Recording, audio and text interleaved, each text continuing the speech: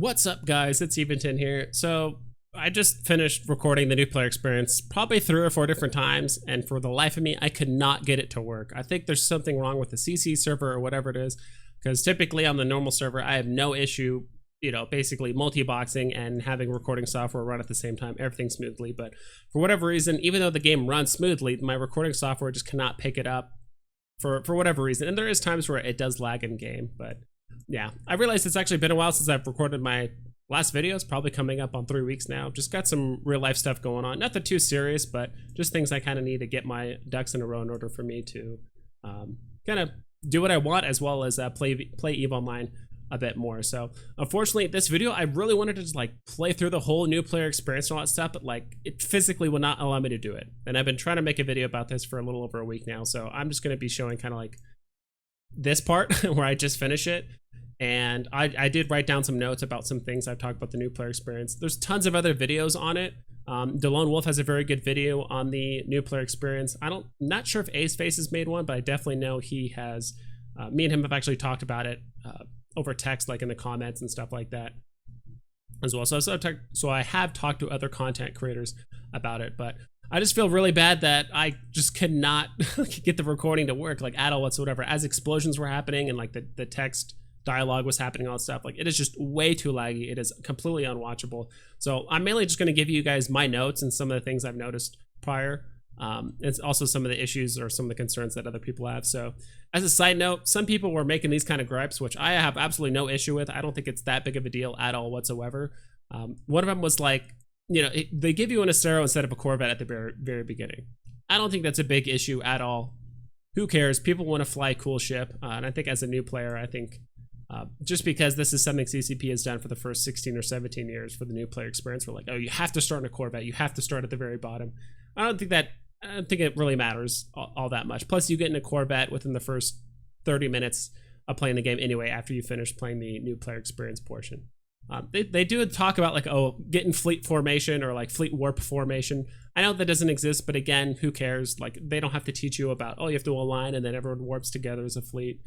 Doesn't really matter. There's a part 2 where it's telling you to web a cruiser instead of a frigate. Again, that's not that big of a deal. They're like, why are they telling you to web a frigate or a cruiser instead of a frigate? I mean, webs work on everything. And again, this is mainly just to show the very, very baseline combat experience to a new player. I don't think they should go in depth talking about optimal range and preferred ships to E-War and this and that. Like, that's just way too much information for a new bro. Same thing with the ECM thing. It kind of tells you that it kind of works as like a taunt, like, oh, if you ECM something, they can only attack you, and like that's how you get like quote unquote aggro. I know they don't mention the word aggro, but it definitely reminds me of taunts. So I played other MMOs before where that's almost the exact way they would like phrase the way taunt works. So same thing with the whole part where they talk about like, oh, we're warping to an area where there's like natural phenomenon that's preventing us from getting scanned and hides our warp signatures. Even though none of that stuff actually exists in the game, the bad guys still show up. Who cares? I think it's all kind of building a tiny bit of immersion that there's still more going on in the game than there really is. But yeah. Anyway, the pros that I have for the new player experience, and again, I feel bad that I couldn't like show you guys the visuals, but again, it's literally unplayable for you guys. So the world feels super alive and dynamic. You guys can actually play all this stuff in CCP, like the CC like test server. I highly suggest you guys go do it. It takes less than 20 minutes to play it out. So I highly suggest you guys go do that. But it's super immersive. There's like active conflict going on. There's explosions. There's combat. There's there's like voice lines. There's like cinematic camera angles. You're jumping around the action. Like all that stuff is super cool to get the attention of the new player. And the voice acting sounds great. Obviously, the voice lines are very succinct and like well thought out. I don't think they waste too much time explaining what certain modules do and this and that. It's just like approach this and go. Although there is some minor points, which I'll talk about here in a little bit later, that they could do a bit more hand-holding, and they also teach you some of the basics of activating modules, E-War, things like that. And I think it definitely gets you immersed for sure. Though the cons, I would say, again, it needs a bit more hand-holding and step-by-step in some spots. Like there is a part where they tell you to orbit Balin. Like when you warp into the new site, they tell you to approach some weird anomaly thingy. And after you follow that for a few seconds, there's people warping in.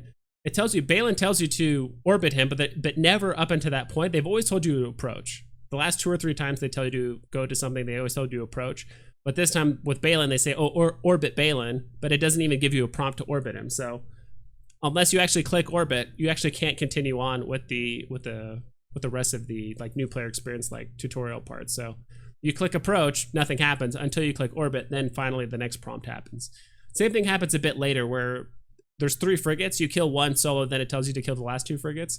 There's actually nothing prompting you. It tells you to orbit, lock, and all that stuff, but if you forget to orbit and you're burning away and just shooting the frigates, it's actually impossible to complete the thing. Like, you actually won't apply any damage to the frigates, and you're completely soft locked out of the thing. So these are just things that I'm thinking of that will actually soft lock you out of the game, because I have watched dozens and dozens of videos on YouTube and on Twitch where people are actually just soft locked out of certain content because they forget to turn on a single module, or they forget to click a single button, and they're completely soft locked out of a certain portion. And you know, playing other MMOs, if you guys have played other MMOs, like the amount of text and menu based stuff that EVE Online has, it's nowhere near similar to a lot of other games. And I think that's something a lot of EVE Online players forget, especially if you've been playing EVE Online for a long time. Like, I have played probably about 6 or 7 different MMOs.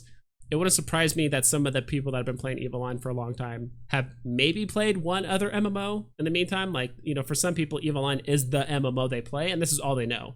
So they have no frame of reference of what other MMOs are like, and kind of the, not so much casualness, but just the way their UI is laid out. It's vastly different than EVE Online, so it's very easy to get lost into some of these things. So that's what I would say. Those are the 2 things that I noticed that you can easily get soft locked out of, is not orbiting Balin and then not orbiting the double frigates a little bit later on, because there's nothing that actually prompts you with the UI that will tell you to do that, other than Aura telling you to do it.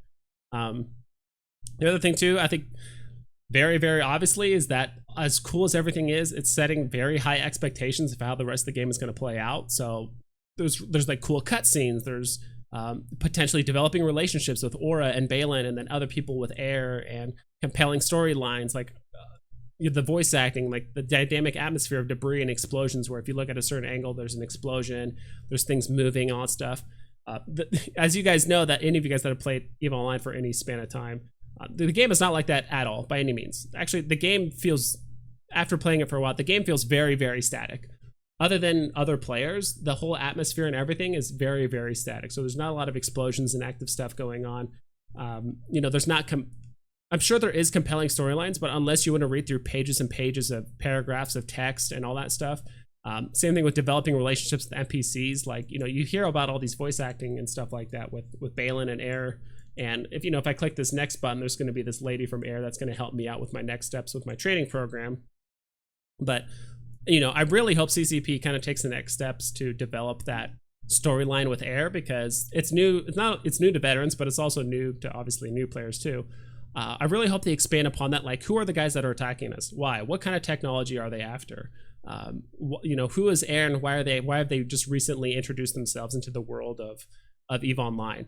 I really hope they kind of explore this storyline and why Air is relevant in EVE, other than just, hey, let's make up a random NPC corporation so CCP doesn't have to make 4 different NPC like new player experiences, like for each empire, basically. Because I think before, each empire you picked had like unique new player experience with different NPCs and all that stuff. So it seems like they streamlined all of it by just adding one corporation and just making it pretty much all the same.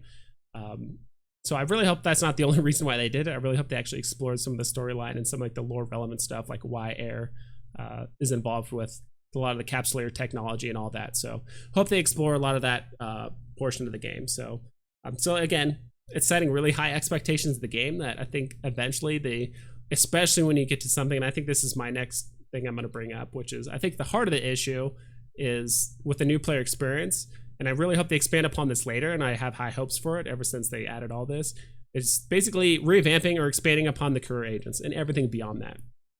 I've watched, like I said, dozens of videos and Twitch streams and this and that of people trying EVE Online for the first time. They do it, and they just get stuck in the career agent missions. Like, there's still so many career agent missions that are just broken. They tell you to pick up the wrong things. Like they tell you to harvest a certain resource, but it's actually the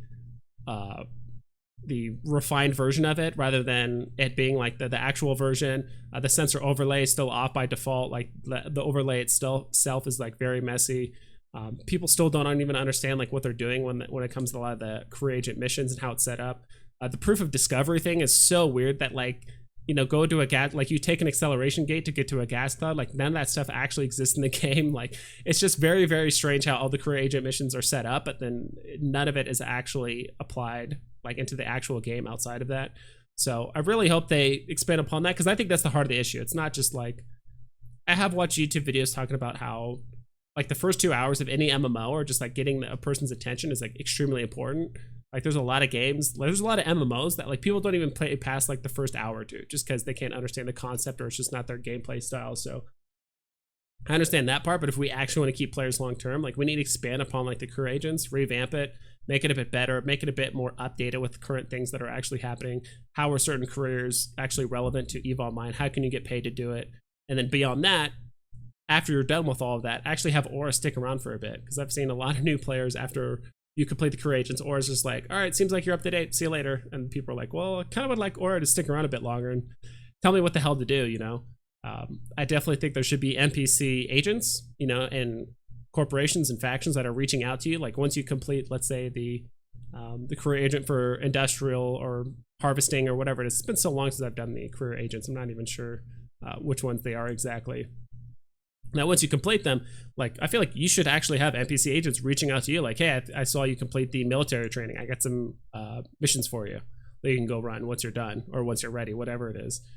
I think those are the things that we need to basically making you feel like that.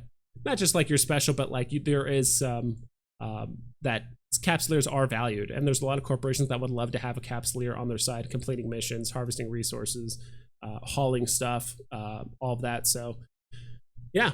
So I think that's really it. That's the cornerstone. That's the linchpin, I think, in my opinion, of the new player experience. That's going to keep people hooked, and understanding how the rest of the game works is basically the career agents and everything beyond that to kind of keep them interested and give them stuff to do instead of just throwing them out in the world to kind of figure stuff out. I understand that's how it worked a long time ago, but then again, you know, it's 10, 15 years ago, there was only a very small handful of MMOs that people could play at the time, and the game just development world was very different.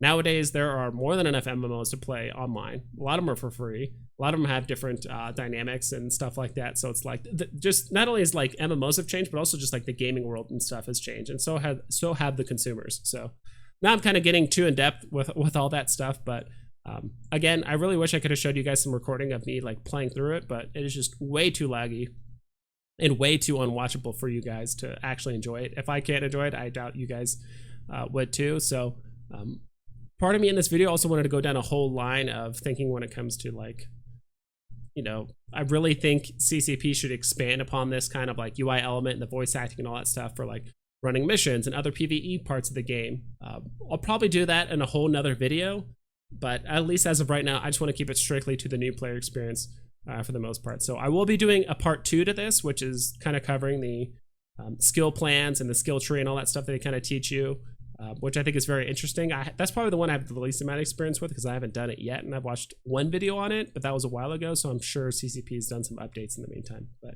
yeah, so one other thing, as you guys can tell by the title of the video, I'm actually going to be giving away 2 Tempest scope syndication skins down in the comments below. So down in the comments, I need your guys' in-game name, and let's go ahead and give you 1 pro and 1 con you think about the new player experience. If you guys have played through it, great. If you guys have heard about it, or if you have questions or anything like that, put that down below as well. But I would like to get 1 pro or 1 con for what you guys think of the new player experience so far up to this point. So yeah, that's pretty much it. Hope you guys take care and you fly safe.